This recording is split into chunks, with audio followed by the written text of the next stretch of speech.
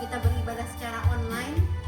Meskipun kita tidak bisa berjumpa, namun masa-masa ini saya percaya Tuhan ingin kita belajar lebih lagi berdiam di kakinya, mendengarkan firman-Nya, lebih lagi mendekat kepada Tuhan. Amin.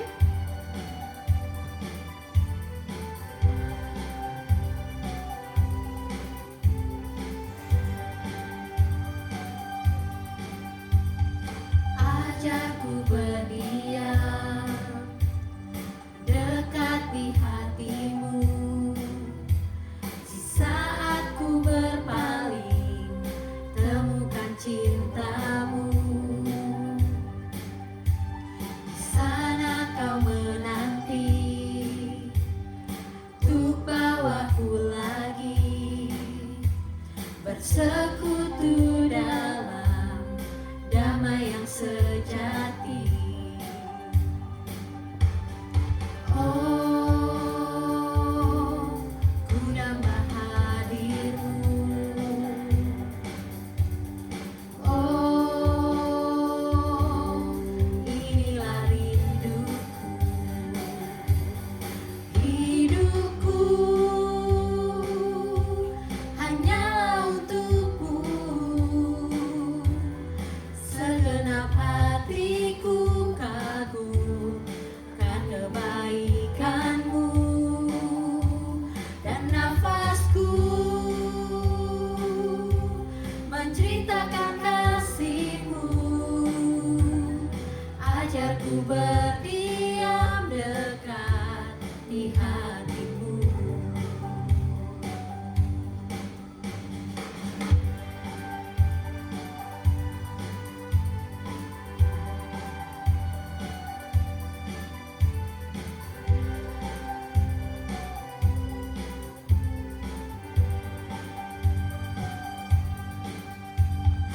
Ajarku berdiam dekat di hatimu, di saat ku berpaling temukan cintamu. Di sana kau menanti untuk bawaku lagi bersekutu dalam damai yang sejati. Oh, ku nambah hadirmu. Oh, inilah rinduku. Hidupku hanyalah untukmu. Segenap hatiku kagum akan kebaikanmu, dan nafasku menceritakan kasihmu. Ajarku berdiam dekat di hatimu. Hidupku hanyalah untukmu. Segenap hatiku kagum akan kebaikanmu, dan nafasku menceritakan kasihmu.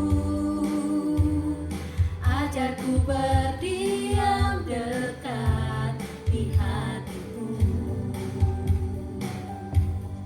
Ajarku berdiam dekat di hatimu.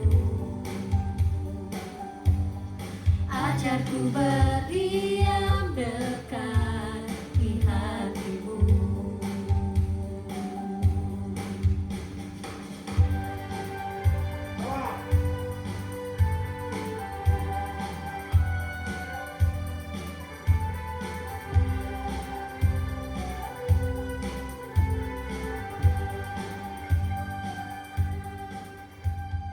Kita mengucap syukur kepada Tuhan karena Dia adalah Allah yang memberikan kita pengharapan saat seolah di sekitar kita tidak ada pengharapan. Dia adalah batu karang kita yang teguh, Allah yang kepadanya kita bisa percaya.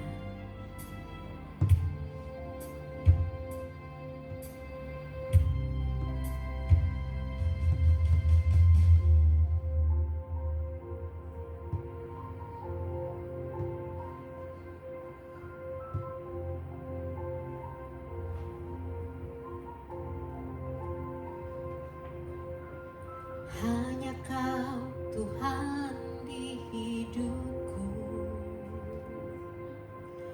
Kau berikan hidup yang baru. Darah-Mu menyucikan, pulihkan hatiku. Ku nyatakan Kaulah segalanya. Engkaulah sumber pengharapan, kuasa-Mu sanggup menyembuhkan. Jiwaku pun berserah hanya kepadamu, Yesus, Kaulah segalanya. Karena salib-Mu ku hidup, karena salib-Mu ku menang. Engkau yang berkuasa sanggup untuk melakukan mujizat-Mu. Karena salib-Mu ku hidup, karena salib-Mu ku menang. Engkau yang berkuasa sanggup untuk melakukan mujizat-Mu di hidupku.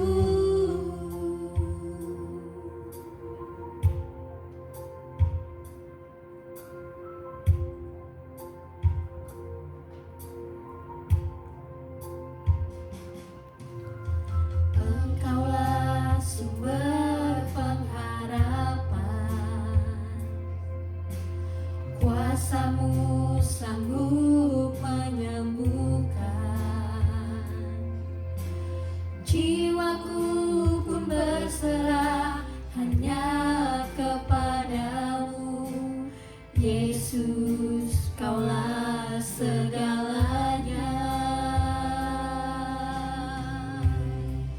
Karena salib-Mu ku hidup, karena salib-Mu ku menang. Engkau yang berkuasa sanggup untuk melakukan mujizat-Mu. Karena salib-Mu ku hidup, karena salib-Mu ku menang.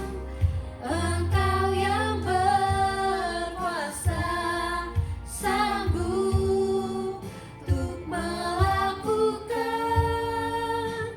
mujizat-Mu.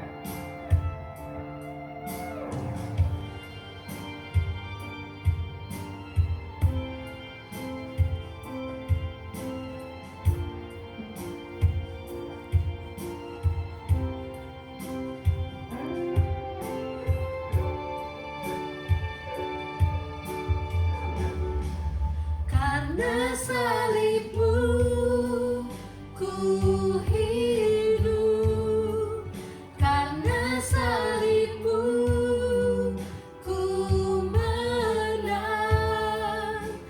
Engkau yang berkuasa, sanggup untuk melakukan mujizat-Mu, karena salib-Mu ku hidup, karena salib-Mu ku menang. Engkau yang berkuasa, sanggup untuk melakukan mujizat-Mu di hidupku.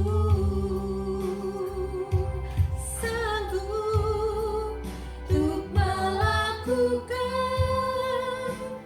mujizat-Mu. Engkau yang berkuasa, sanggup untuk melakukan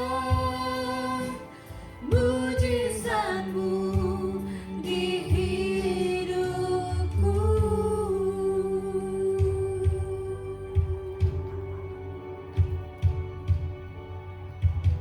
Haleluya, kami bersyukur kepadamu, oh Tuhan. Terima kasih buat salib-Mu, oh, yang telah membebaskan kami, membuat kami jadi pemenang dalam segala perkara. Terima kasih buat salib-Mu Tuhan.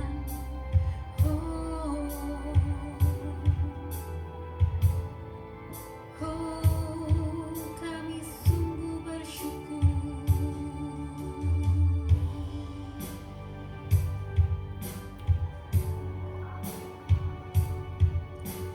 Kita siapkan hati kita untuk menerima firman Tuhan pada sore hari ini.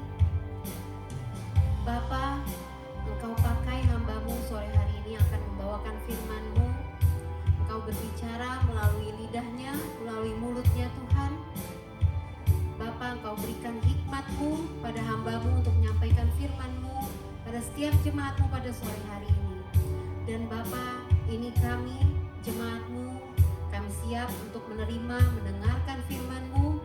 Biarlah hati kami seperti tanah yang baik, yang subur, yang siap ditanami oleh benih-benih firman-Mu, dan akan berbuah-buah berkali lipat dalam hidup kami, membuat kami semakin lagi dekat kepadamu, semakin lagi mengenal Engkau, dan semakin lagi menjadi dampak bagi keluarga kami, bagi orang-orang di sekitar kami.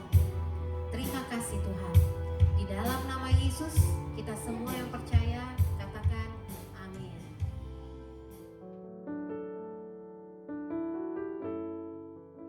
Selamat sore jemaat Tuhan yang diberkati. Sore hari ini kita ketemu kembali melalui YouTube ya saudara-saudara. Kita untuk beberapa waktu ke depan akan terus beribadah dari rumah masing-masing. Saya bersama tim yang tadi kita menyiapkan lagu-lagu pujian dan juga menyiapkan khotbah buat Anda pelajari untuk direnungkan. Saya ingatkan sekali lagi bahwa firman Tuhan itu adalah pelita bagi kaki dan terang bagi jalan kita. Apapun yang terjadi hari ini, kalau kita berpegangan kepada kebenaran firman Tuhan, maka perjalanan kita baik-baik saja. Tekanan boleh datang, masalah boleh ada, penyakit boleh ada, bahkan kita dikelilingi oleh segala sesuatu yang buruk. Tapi percayalah dan yakinlah bahwa Tuhan bersama-sama dengan kita. Itu yang penting.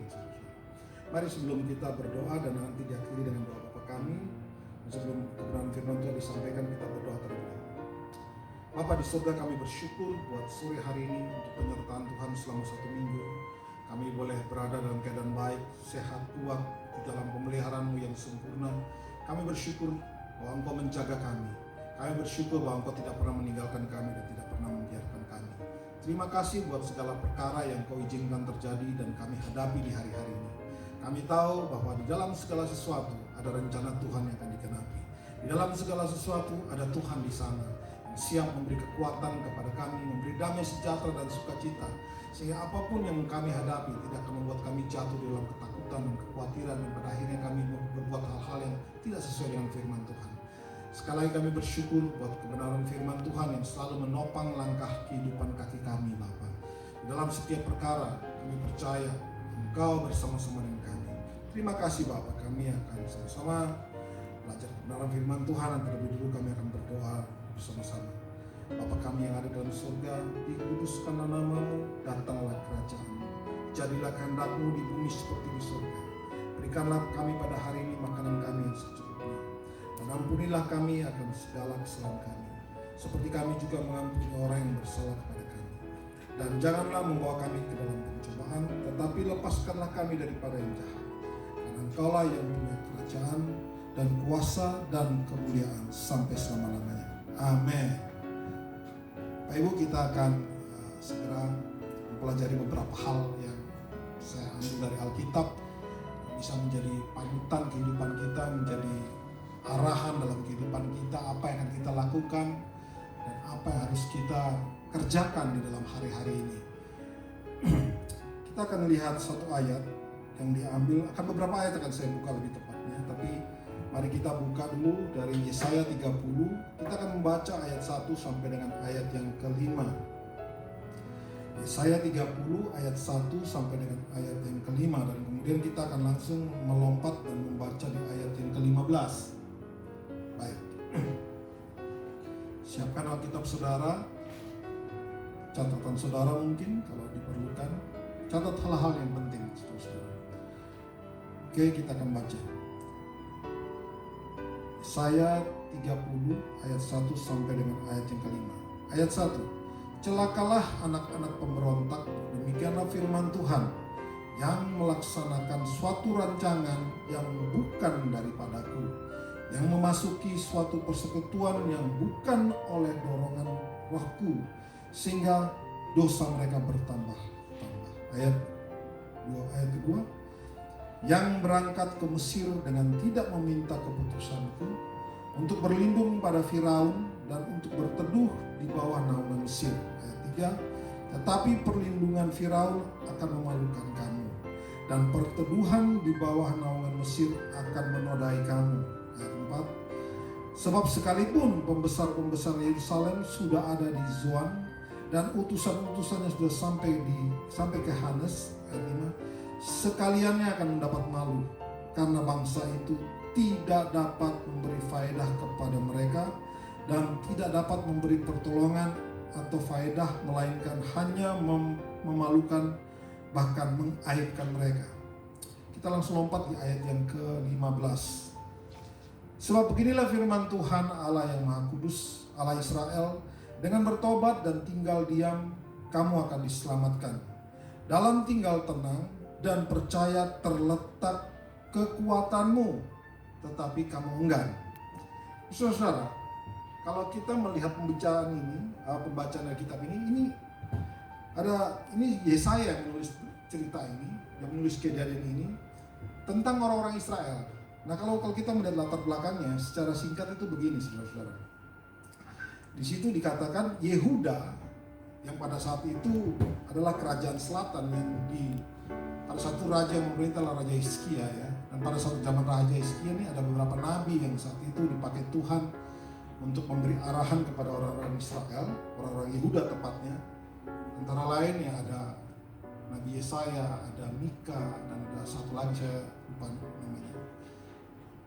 Di situ ceritanya ini adalah pada saat itu Yehuda mencari pertolongan, Yehuda mencari persekutuan dengan Mesir untuk memberi perlindungan dari Asyur, kerajaan Assyria yang pada saat itu datang dan akan menyerang mereka, saudara. Di situ dikatakan Yehuda mengadakan persekutuan dengan orang-orang Mesir.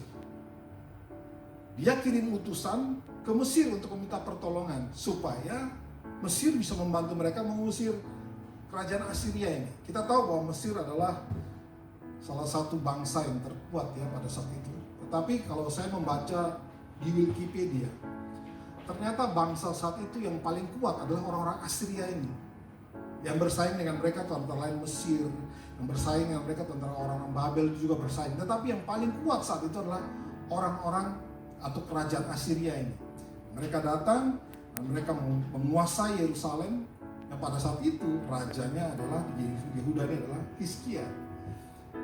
Siapa Hizkia ini ya? Mungkin pertanyaan saudara, kok bisa dia lari pergi minta tolong kepada Mesir? Kenapa dia nggak tanya Tuhan? Kenapa dia nggak minta tolong sama Tuhan? Kalau kita melihat dari ayat pertama ini, Yesaya 30 ayat 1 tadi dikatakan jelas bahwa dikatakan celakalah anak-anak pemberontak. Siapa yang dimaksud dengan ini? Siapa yang dimaksud dengan anak-anak pemberontak? Tentu saja orang-orang Yehuda ini. Mereka memberontak dikatakan, melaksanakan suatu rancangan yang bukan daripadaku, melakukan hal-hal yang tidak, dengan kata lain ini, melakukan hal-hal yang tidak disuruh Tuhan. Tuhan tidak pernah menyuruh kita bekerja sama dengan orang dunia, apalagi Mesir. Mesir adalah lambang daripada dunia, lambang daripada kematian, di mana kita tahu bahwa orang-orang Israel pernah dijajah, pernah diperbudak di Mesir kurang lebih 400 tahun. Mereka mengalami hal-hal yang buruk di sana. Dengan 10 tulah barulah Mesir, orang Israel keluar dari tanah Mesir. Dan kalau kita melihat cerita ini, Hizkia malah kirim utusan kepada Mesir.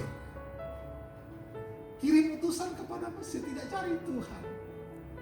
Di sini kata-kata yang pertama mengatakan celakalah anak-anak pemberontak, demikianlah firman Tuhan, yang melaksanakan suatu rancangan yang bukan daripadaku, yang memasuki suatu persekutuan yang bukan oleh doronganku, hingga dosa mereka bertambah-tambah. Siapakah Hizkia ini? Apakah dia termasuk golongan raja-raja yang tidak benar di hadapan Tuhan? Mari kita lihat ayatnya. Coba buka dalam 2 Raja-Raja 18, kita lihat siapakah Hizkia ini, kok sampai berani mengambil satu keputusan seolah-olah dia itu tidak punya hubungan yang baik dengan Tuhan, seolah-olah dia itu tidak percaya dengan Tuhan. Tapi fakta membuktikan dia cari pertolongan ke Mesir.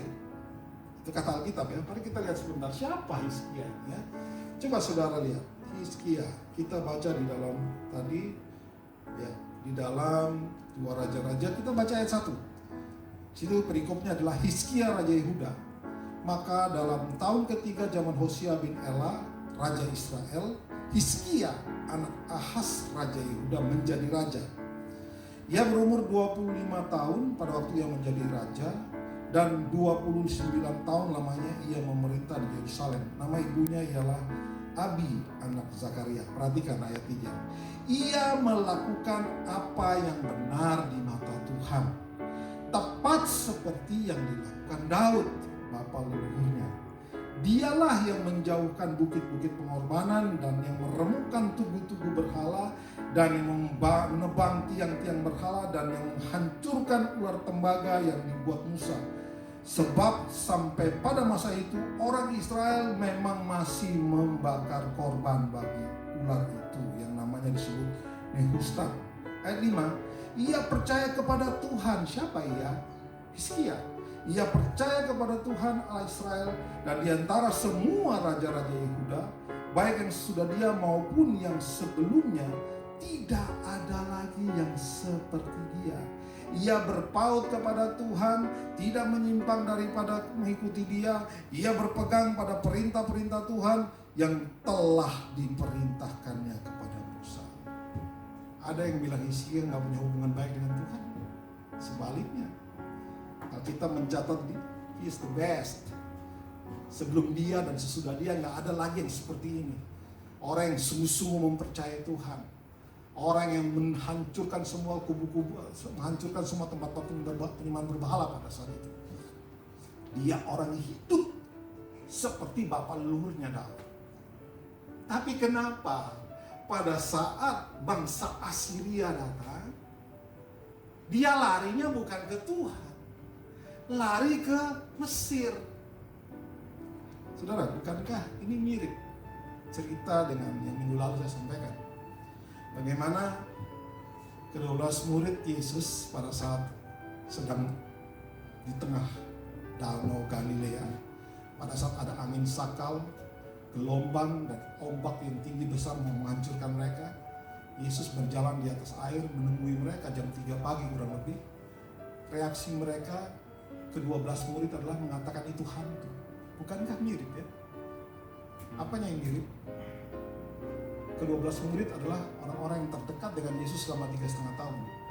Kemanapun Yesus pergi mereka ada. Tinggal sama-sama, makan sama-sama, tidur sama-sama, mungkin begitu. Mereka begitu akrab dengan Yesus. Tapi pada saat mengalami badai, hampir tenggelam, hampir mati, mereka semuanya reaksinya tidak sesuai dengan apa yang kita harapkan. Sama seperti Hizkia juga kan saudara ya.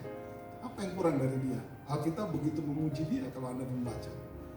Katakan dia tidak akan ada lagi seseorang raja yang seperti dia. Tidak akan ada lagi. Dalam hal apa? Dalam mempercayai Tuhan. Secara luar biasa dia mempercayai Tuhan. Dia bekerja giat. Alkitab jelas katakan, ia percaya kepada Tuhan Allah Israel, dan di antara semua raja Yehuda baik yang sesudah dia maupun yang sebelumnya, tidak ada lagi yang sama seperti dia. Ayat 6 lebih tegas lagi. Ia berpaut kepada Tuhan, tidak menyimpang daripada mengikuti dia, dan ia berpegang pada perintah-perintah Tuhan yang telah diperintahkannya kepada Musa.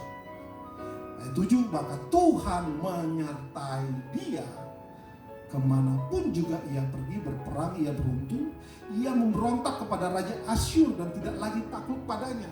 Bahkan sebenarnya Raja Asyur ini sudah ditaklukkan oleh Hizkia. Sangat pro dan sangat kontra sekali. Yang ditaklukkannya suatu waktu berbalik menyerang dia, bukannya dihadapin dengan Tuhan, tetapi dia pergi cari persekutuan dengan Mesir. Saudara-saudara, saya berharap Anda menangkap satu cerita, Anda menangkap satu maksud, ada pesan Tuhan yang penting di sini, saudara ya. Yang pertama yang saya ingin ingatkan bahwa hubungan dengan Tuhan itu bisa goyah, bisa saja. Apa yang membuat hubungan dengan Tuhan goyah? Problem, tentu saja. Di tengah-tengah problem sini, kalau kita tidak sungguh-sungguh mencari Tuhan. Saya tidak bilang bahwa pada saat kita ikut Tuhan kita tidak akan ada khawatir, tidak akan takut. Bahkan saya tidak berkata bahwa pada saat Anda ikut Tuhan tidak ada masalah ya. Enggak. Itu anggapan yang keliru, saudara-saudara. Kita masih tinggal di dalam dunia, maka kita akan selalu bersentuhan dengan segala hal yang ada dalam dunia ini. Buktinya apa? Ya ini bukti sekarang yang paling gampang. Virus corona ini ada di dunia, pandemik bahkan. Berapa ratus orang Kristen yang terkena hari ini, yang terinfeksi. Berapa puluh pendeta yang juga sudah meninggal. Banyak bukan? Kemana Tuhannya? Mungkin orang akan bertanya gitu, kemana Tuhannya? Tuhan selalu ada. Saya mau jawab kepada saudara bahwa Tuhan selalu ada, tidak kemana-mana. Yang berubah itu adalah kita. Pada saat kita menghadapi tekanan sama seperti Raja Hizkia ini, reaksinya itu salah. Reaksinya ini salah. Dengan tegas Yesaya menulis celakalah pada saat kita menghadapi tekanan hidup. Respon yang salah ini yang berbahaya, saudara-saudara. Respon yang salah ini akan menghancurkan kita. Respon yang salah ini akan membawa kita kepada problem yang lebih dalam. Alkitab mencatat apa yang kau takutkan itulah yang akan mendatangimu. Hari-hari ini ketakutan saudara terhadap apa? Itulah yang akan mendatangi kita. Saya tidak bilang saudara untuk sembarangan ya. Nantang-nantang jalan di jalan raya, kumpul-kumpul sama orang-orang. Itu namanya mencobai, nantang-nantang mencari-cari masalah. Kita perlu ada satu keberanian dalam hati, dalam artian bukan keberanian yang nekat, keberanian tanpa pengetahuan. Keberanian dengan pengetahuan itu berbeda dengan keberanian tanpa pengetahuan, saudara. Keberanian dengan pengetahuan adalah kita mengatasi ketakutan yang ada ini dengan hikmat Tuhan. Kalau kita punya hikmat, maka kita akan berwaspada, tidak akan sembarangan, tidak akan macam-macam. Saya kalau melihat apa yang terjadi di dunia hari ini, ngeri-ngeri. tapi juga saya bersyukur. Kenapa saya bilang saya bersyukur? Kalau Anda melihat beberapa video, saudara-saudara ya, di Itali, di Brazil, orang-orang itu sudah pada berlutut di pinggir-pinggir jalan berdoa, meminta Tuhan. Dengan kata lain, mereka berpaling dari jalan-jalannya yang jahat dan mencari Tuhan. Dan kita tahu bahwa Italia saat ini adalah negara yang paling tinggi tingkat orang-orang yang meninggal gara-gara COVID ini. Mereka sudah, coba lihat, coba saudara cek, banyak orang di pinggir-pinggir jalan berdoa, berlutut menghadap tembok lah, mengadakan mukanya ke langit dan berdoa. Mereka sungguh-sungguh berdoa mencari Tuhan. Ada beberapa hal positif yang terjadi. Angka polusi berkurang, ya kan? Bahkan saya mendengar beberapa, belum teruji sih, tapi ada beberapa hal yang mengatakan begini bahwa ozonnya sudah mulai bertambah tebal. Artinya tadinya kan menipis nih, sekarang bertambah tebal. Dan salju di kutub utara sekarang bertambah banyak. Ada hal positif yang terjadi. Mungkin ini cara Tuhan juga supaya memulihkan dunia, memulihkan bumi, keberadaan bumi dengan pakai corona. Akhirnya tidak banyak orang yang keluar, semua dalam rumah, mobil tidak banyak beroperasi. Akhirnya ya seperti ini mungkin. Tidak ada kemacetan. Kalau ada yang mau bekerja jalan ke Jakarta, sekarang ini tidak ada yang macet. Berarti corona menolong pemerintah yang sudah berpuluh-puluh tahun kena masalah dengan kemacetan, dengan polusi. Hari ini gara-gara corona, semuanya jadi stabil, lebih baik. Saudara, itu semoga itu membuat Anda sedikit lebih nyaman ya. Gak usah takut dengan itu semua. Tidak pernah ada satu kejadian apapun yang Tuhan izinkan terjadi kepada kita tanpa sepengetahuan Tuhan. Kalau Tuhan izinkan kita mengalami ini semua, maka itu adalah rencana Tuhan. Dan Tuhan selalu ada di sana. Yang penting hari ini respon Anda dan saya itu benar. Jangan seperti murid-murid Yesus yang pada saat di tengah badai, di tengah mereka mau tenggelam, Yesus muncul, mereka teriak itu hantu. Dan Raja Hizkia pun demikian. Seseorang yang begitu mempercayai Tuhan, mengikuti jalan Tuhan, yang Alkitab katakan berpaut kepada Tuhan, tidak menyimpang daripada kanan dan kiri, terus jalan Tuhan. Tetapi saudara lihat, pada saat tekanan itu datang, dia melakukan atau melaksanakan sesuatu yang tidak sesuai dengan apa yang Tuhan mau. Apakah setelah ikut Yesus, setelah baca firman Tuhan kita menjadi perfect? Enggak. Kejadian-kejadian ini saya percaya Tuhan izinkan ditulis di dalam Alkitab dengan tujuan untuk kasih tahu kita bahwa sekalipun Anda dan saya punya hubungan baik dengan Tuhan, kita ini tidak kebal dengan dosa. Dosa bisa masuk, tetapi responnya yang benar itu perlu kita ambil hari ini. Takut sesaat, oke, cepat balik. Sama seperti Petrus kan, sudah berjalan di atas air, dia izinkan dunia, dia izinkan perasaannya, dia izinkan panca inderanya merasakan angin, dia izinkan matanya melihat gelombang yang tinggi, padahal lagi berjalan di atas air. Pada saat dia mengizinkan, membuka fokusnya kepada dunia, dia tenggelam. Tapi secepat itulah harusnya respon kita. Dia berteriak, Tuhan tolong. Itu kan yang dilakukan oleh Petrus. Hari ini saya tidak bilang saya pun sudah perfect gitu juga. Kadang-kadang masih muncul perasaan takut. Gimana ya ini? Aduh gimana? Tapi pada saat gimana itu, saya mengambil satu keputusan, tidak. Tuhan beserta dengan saya. Dan saya akan menjaga hidup saya baik-baik. Saya pun di rumah ada stok vitamin C dosis tinggi. Diizinkan satu hari 2 kali. Saya minum itu kalau sudah berasa kayak ada flu, supaya daya tahan tubuh kuat kembali dan kita tidak larut di dalam ketakutan, tidak larut dalam kekhawatiran yang pada akhirnya membuat kita tambah bermasalah. Oke, kita kembali lagi ke pembacaan kita tadi. Jadi siapakah Hizkia? Sudah tahu. Kita sudah catat. Dia percaya kepada Tuhan. Dia dengan semua raja Yehuda baik. Tidak ada lagi yang sama seperti dia. Dia berpaut kepada Tuhan, tidak menyimpan daripada mengikuti dia dan berpegang pada perintah-perintahnya. Tetapi dia juga bisa melakukan kesalahan. Tetap bisa melakukan kesalahan. Responnya itu yang harus benar, saudara. Anda jangan sudah salah terus melakukan kesalahan, tambah hancur, tambah berantakan. Pada saat melakukan kesalahan, cepat sadar dan berbalik kepada Tuhan. Amin, saudara-saudara. Pada saat engkau melakukan kesalahan, itu normal-normal saja karena kita dalam proses untuk menjadi sempurna sama dengan seperti Allah kita. Baik, sekarang kita kembali ke cerita tadi. Kita lihat sebentar ya. Jadi itu tadi latar belakangnya adalah ya ini Yehuda mengadakan persekutuan dengan Mesir untuk memperoleh perlindungan dari Asyur. Kita sudah baca ayatnya dan coba tadi di 2 Raja-Raja 18 tadi saudara baca ayat 2, kita baca ayat 21-nya ya. Coba kita baca ayat 21. 2 Raja-Raja 18 tadi kita baca ayat 21. Ini adalah kata-kata dari orang-orang Asyur yang pada saat itu datang kepada orang-orang Yehuda dan dia berbicara di dalam bahasa Yehuda kepada orang-orang Yehuda saat itu.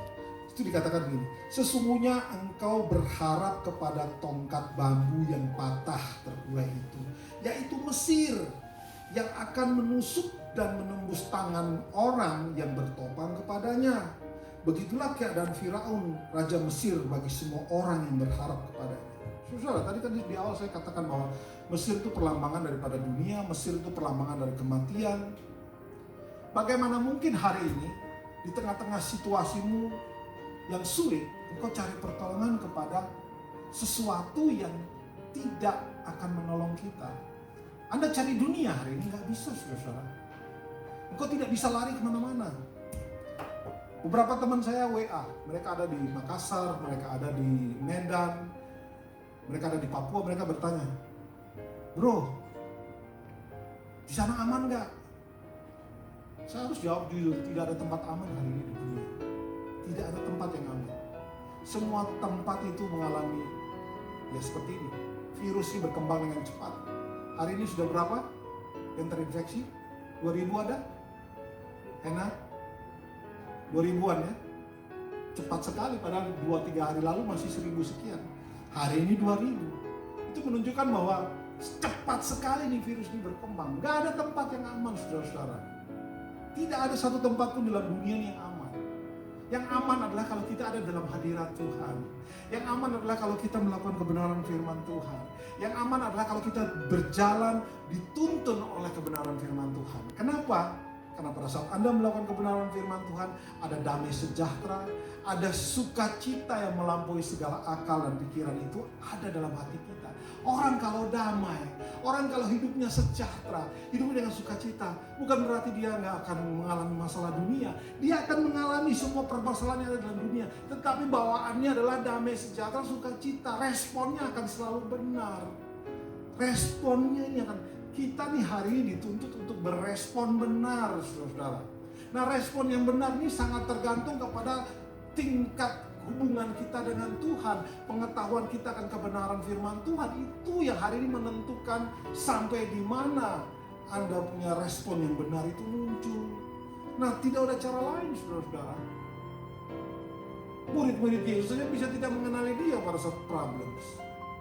Raja Hizkia pun juga yang katanya yang sangat percaya kepada Tuhan, yang hatinya melekat kepada Tuhan, itu pun bisa melakukan kesalahan. Artinya Anda dan saya juga tidak kebal. Kita perlu terus memang tinggal dalam hadirat, membaca firman Tuhan, merenungkan Taurat itu siang dan malam.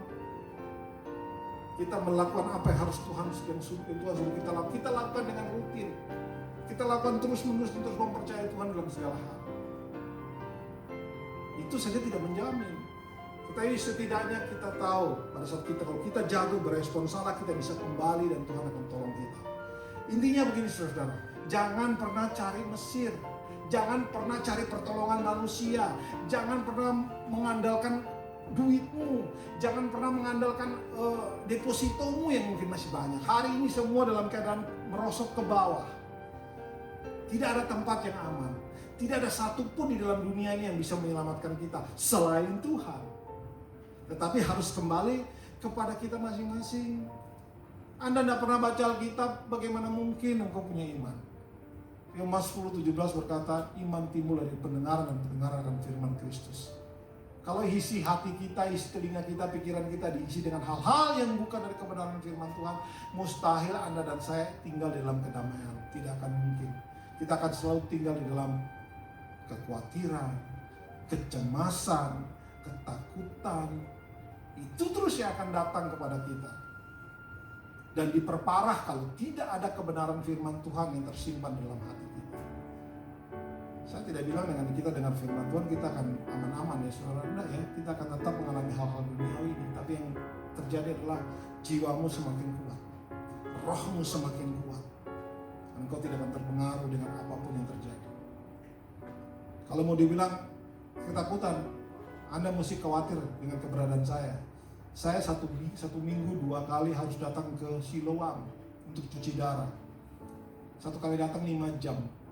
Padahal di rumah sakit itu saat ini adalah tempat di mana coronanya itu banyak di situ.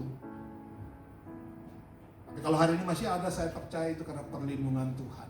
Itu karena penyertaan Tuhan, karena Tuhan tidak izinkan. Itu saja. Tidak ada yang lebih lain daripada itu. Baik saudara, kita kembali. Jadi mari jangan cari pertolongan di luar Tuhan. Apalagi kalau kita mengharapkan Mesir. Apalagi kita mengharapkan hal-hal yang bukan daripada Tuhan. Aduh, repot sekali saudara-saudara.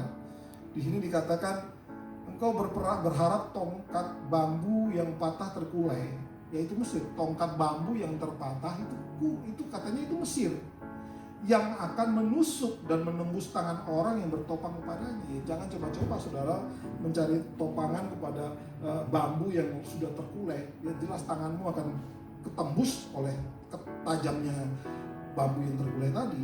Begitulah keadaan Firaun Raja Mesir bagi semua orang yang berharap kepadanya. Jangan pernah berharap kepada manusia. Jangan pernah berharap kepada hal-hal yang bukan daripada Tuhan. Kalau Anda tetap melakukan itu, menaruh pengharapanmu bukan kepada Tuhan, saudara, menurut pembacaan kita dalam Yesaya 30 ada 3 hal. Artinya apa? Artinya yang pertama, engkau menolak nasihat Allah. Yang pertama, kita tahu itulah yang terjadi. Raja Hizkia pada saat dia memutuskan untuk mencari pertolongan ke Mesir, artinya pertama, dia menolak nasihat daripada Allah. Yang kedua, tidak bersedia mempercayai janji-janjinya. Kalau Anda cari Mesir, Anda cari pertolongan manusia, maka dengan kata lain, engkau tidak bersedia atau menolak untuk mempercayai janji-janji Tuhan. Memang sih lebih sulit mempercayai Tuhan sih daripada percaya manusia.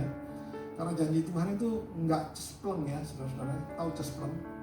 Begitu percaya langsung terjadi. Enggak sih, kadang-kadang Tuhan, bukan kadang-kadang, memang prosedurnya adalah Tuhan izinkan kita melalui beberapa proses dulu, baru janji Tuhan dinyatakan. Kalau janji manusia, kalau hatinya baik, minta tolong dong, langsung itu tolong. Tapi kalau hatinya jelek, nggak mau lagi, hatinya lagi, suasana hatinya nggak baik, dia nggak akan tolong kita. Saudara. Jangan cari pertolongan manusia. Kalau Anda cari pertolongan manusia, artinya Anda menolak untuk mempercayai janji-janji Tuhan. Hal yang ketiga yang terjadi, saudara, adalah mengabaikan prinsip-prinsipnya untuk hidup kudus. Persekutuan dengan bangsa lain itu adalah melanggar kekudusan Tuhan. Kalau Anda mempelajari latar belakang orang Israel, persekutuan dengan siapapun yang bukan dari Tuhan, maka itu adalah melanggar prinsip kekudusan Tuhan. Dengan kata lain, apalagi dia mencari pertolongan daripada Mesir. Hukum pertama kan bilang, jangan ada ilah lain di hadapanku. Saudara perhatikan baik-baik, dengan kita mengandalkan manusia atau mengandalkan sesuatu yang bukan Tuhan, maka sebenarnya kita sedang menomor berikutkan Tuhan. Kita tidak lagi menempatkan dia sebagai yang pertama. Jangan saudara-saudara, jangan lakukan itu. Saya ulang saudara, kalau Anda bersikap seperti Raja Hizkia ini, cari pertolongan ke Mesir, maka 3 hal yang kau lakukan. Yang pertama tadi, menolak nasihat Allah. Kedua, menolak untuk mempercayai janji-janji Allah. Dan ketiga adalah mengabaikan prinsip-prinsipnya untuk hidup kudus. Ya saudara, jangan lakukan itu. Kalau kita lakukan ini, kita katakan celakalah. Jangan mau kita celaka, saudara. Dalam Tuhan tidak ada kecelakaan. Dalam Tuhan adalah perjanji untuk Anda mencapai kehidupan yang lebih baik. Itu dengan Tuhan. Mereka bersalah karena menganggap rendah Tuhan dan lebih suka kekuatan prestasi manusia daripada kuasa roh. Itu orang Israel pada waktu itu. Itu yang dilakukan oleh Hizkia. Dia bersalah karena menganggap rendah Tuhan dan lebih suka kekuatan prestasi bangsa Mesir. Padahal dia lupa Mesir sudah diporak-porandakan oleh Allah. Sudah dihancurkan. Mesir yang begitu sombong, kepala batu, merasa hebat, hancur dengan ke-10 tulah. Yang menarik adalah kalau kita sekedar lihat tulah, kenapa Sungai Nil yang dihajar duluan? Kenapa Sungai Nil yang dimerahkan menjadi darah? Kenapa, saudara? Saya waktu datang Mesir baru saya tahu bahwa Sungai Nil adalah, mereka bilang itu berkatnya bangsa Mesir. Justru ini adalah kehidupan orang Mesir pada saat itu. Kehidupan orang Mesir. Dan ternyata saudara-saudara, Mesir itu entah sampai saat ini ya, pada waktu dulu setiap tahun itu banjir. Dan mereka selalu berdoa supaya Sungai Nil itu selalu mereka berdoa supaya Sungai Nil setiap tahun banjir. Karena banjirnya itu akan naik begitu jauh. Dan akhirnya ada beberapa daerah di Mesir yang subur-subur. Subur dari mana? Padahal kalau Anda lihat Mesir, aduh, saya punya videonya di YouTube, saudara. Sejauh mata memandangnya ada cuma debu dan kuning, ada pasir, nggak ada. Itu yang terjadi di Mesir. Dan sungai ini adalah sungai kehidupan buat mereka, saudara. Pembangunan, ternyata waktu saya mempelajari betapa sungai ini adalah sungai yang sangat menjadi mata rantai kehidupan dari orang Israel, orang Mesir pada waktu itu. Dia akan kalau dia banjir akan airnya itu akan masuk sampai ke daerah yang paling jauh, menyuburkan. Bahkan saya mendapatkan info bahwa pembangunan, kalau saudara memperhatikan orang-orang Mesir ini hebatnya kan di dalam dunia teknologi, mereka hebat pada saat itu, dan juga di dunia medik. Karena kalau kita tahu bahwa mumi semua itu kan hasil dari dunia medik yang hebat loh. Hari ini mumi-mumi yang datang dari Mesir itu bertahan puluhan tahun, ribuan tahun, tapi masih tetap bagus. Dan kalau Anda memperhatikan bagaimana caranya orang Israel, orang-orang Mesir itu membangun piramid, bagaimana mereka angkat batu-batu ini dan semua-semua itu, bagaimana ada traktor nggak ada. Ternyata luapan Sungai Nil tadi yang begitu jauh itu dipakai sebagai alat untuk mengangkut batu-batu. Itu harus saudara lihat apa yang dibanggakan oleh orang Mesir, Sungai Nil. Tapi Sungai Nil dihancurkan. Tuhan kasih darah di situ, tulah yang pertama. Ini yang mungkin Raja Hizkia lupa. Kok minta tolong Mesir? Mesir kan sudah dikalahkan. Mesir ini sudah bukan lagi yang hebat. Prestasinya memang dulu hebat. Bahkan pada saat kejadian ini, bangsa Mesir bukanlah bangsa yang terhebat pada saat itu. Bangsa Assyria yang paling terhebat. Tapi lucunya dia masih minta bantuan Mesir. Nah saudara, jangan sekali-kali kita cari bantuan kepada yang bukan Tuhan. Jangan kita cari bantuan kepada dunia ini. Kita harus cari Tuhan. Kita harus cari Tuhan. Nah saudara-saudara, yang perlu direnungkan dari ayat 1 tadi, mengapa melaksanakan apa yang tidak diperintahkan Tuhan? Itu kan kalau ditarik pertanyaan itu, kenapa sampai si Hizkia ini mengambil melakukan satu kebijakan yang tidak sesuai dengan Tuhan mau. Ya kalau kita melihat problems, tentunya ya, bangsa Assyria yang begitu besar datang. Setelah bangsa itu muncul, dia tidak cari Tuhan, hatinya diliputi oleh ketakutan, kekhawatiran, kecemasan. Mungkin problemsnya Hizkia pada saat itu ya mungkin itu. Hari ini kita mungkin dalam posisi yang atau menghadapi tekanan yang berbeda. Mungkin hari ini saudara menghadapi COVID-19 yang kemudian akan mengancam pekerjaan kita. Banyak yang sudah PHK kan, ya akhirnya sudah nggak bisa keluar, terus kemana-mana makanan juga sudah sulit, pasar-pasar besar tutup. Ini mulai menjadi problem sih, saudara. Tetapi mari saya ingatkan saudara semua, hari ini atau kita hidup karena anugerah Tuhan, kita hidup karena kasih karunia Tuhan, kita hidup karena pemeliharaan Tuhan.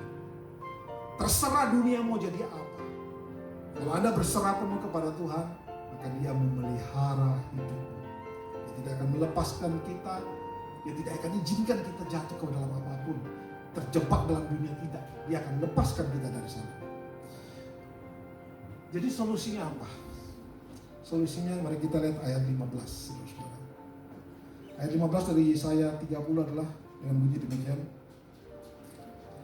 Sebab beginilah firman Tuhan Allah yang Maha Kudus, Allah Israel, dengan bertobat dan tinggal diam, kamu akan diselamatkan. Dalam tinggal tenang dan percaya terletak kekuatanmu, tetapi kamu enggan. Pada akhirnya memang orang Israel diselamatkan oleh Allah. Tapi pada saat ayat 16 tertulis ini, mereka sudah kirim utusannya, sudah sampai ke Zoan. Zoan itu ibu kota Mesir pada saat itu. Sudah sampai di daerah Hanes, sudah sampai di sana. Tapi akhirnya pulang. Dan akhirnya Tuhan menyelamatkan mereka. Saudara, ada 3 tips kalau kita membaca ayat ini, saudara. Yang pertama adalah Anda perlu stop melakukan kegiatan dosa. Minta maaf itu nggak cukup ya. Minta maaf besok ulang. Buat apa? Hari minta ampun besok ulang. 2 hari stop, hari ketiga lakukan lagi. Nggak boleh begitu, saudara. Stop berbuat dosa. Stop. Kita nggak bisa stop sebentar karena nggak ada kesempatan lakukan lagi, nggak bisa begitu, saudara. Ini kejadian ini kalau di orang-orang Yehuda pada saat itu, stop atau berhenti berbuat dosa adalah stop, jangan ke Mesir, stop, pulang. Dan yang kedua adalah tinggal diam atau tenang. Stop dari perjalanan ke Mesir sana, stop minta tolong dari Mesir, pulang, tenang, tunggu waktu Tuhan, tunggu tangan Tuhan turun. Tidak usah melakukan kegiatan-kegiatan yang gak ada gunanya. Artinya begini, Anda cari pertolongan ini, cari ke sana, cari ke sini.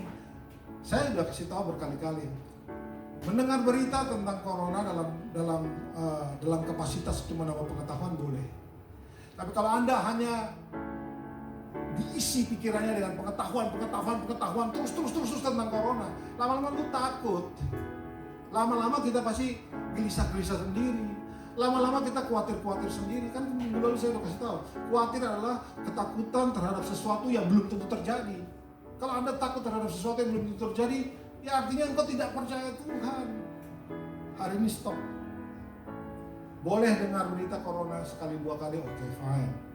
Boleh Anda dengar yang mati berhari ini berapa, boleh-boleh saja. Tapi sudah cukup sampai di situ.